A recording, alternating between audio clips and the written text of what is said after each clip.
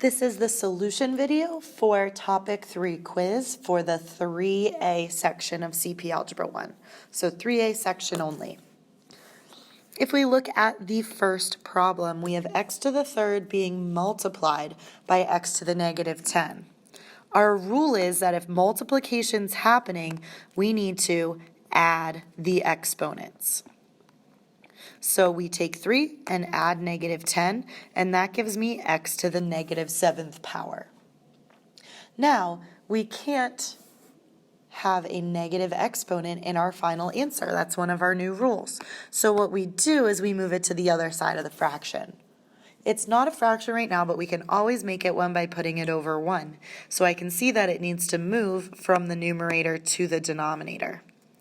It then becomes x to the positive 7th power. Because there's nothing in the numerator, we can't just leave it like this, so we put a 1 as a placeholder. For number 2, it's looking like a division rule problem. However, if we try to reduce the fraction or the coefficients, there's a 3 in the numerator, but there's nothing in the denominator, so that's all set.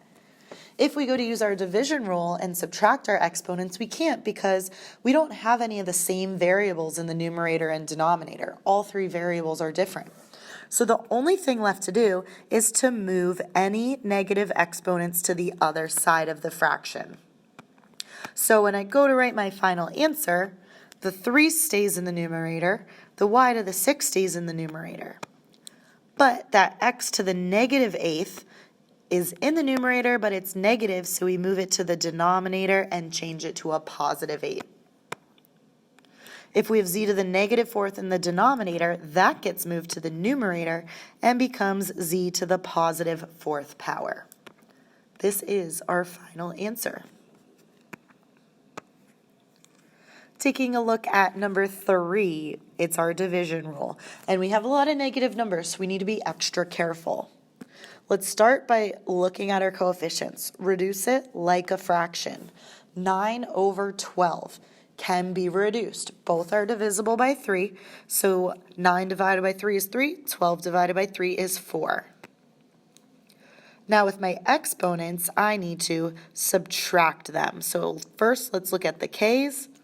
I have a negative 2 in the numerator and a negative 3 in the denominator, but I am subtracting them.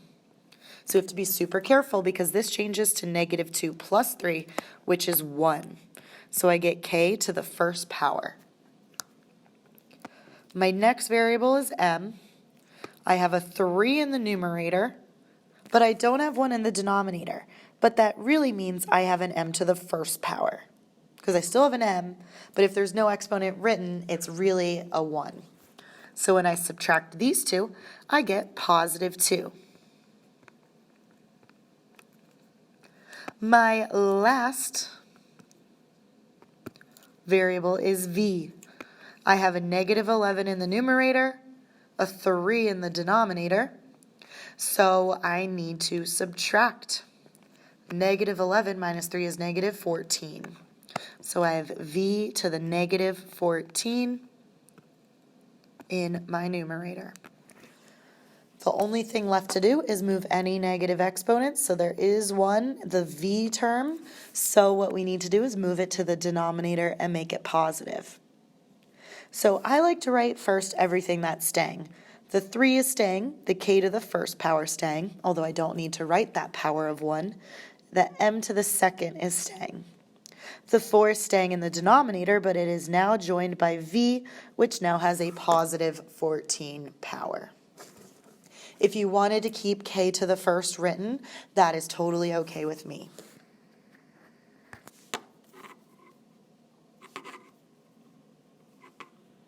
And then our final 2 questions. So for number 4, the first thing we usually look to do is reduce the inside of the fraction.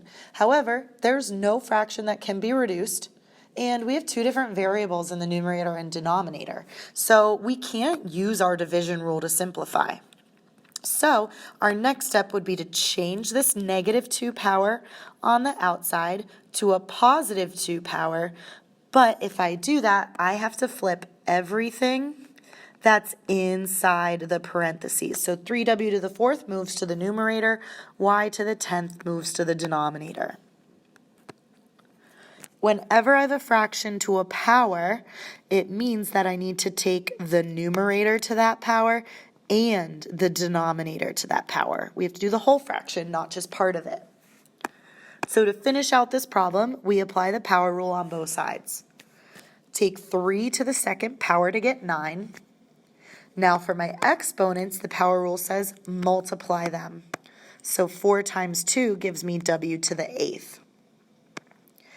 In my denominator, same thing, exponents get multiplied. Y has 10 on the inside times the 2 on the outside gives me y to the 20th.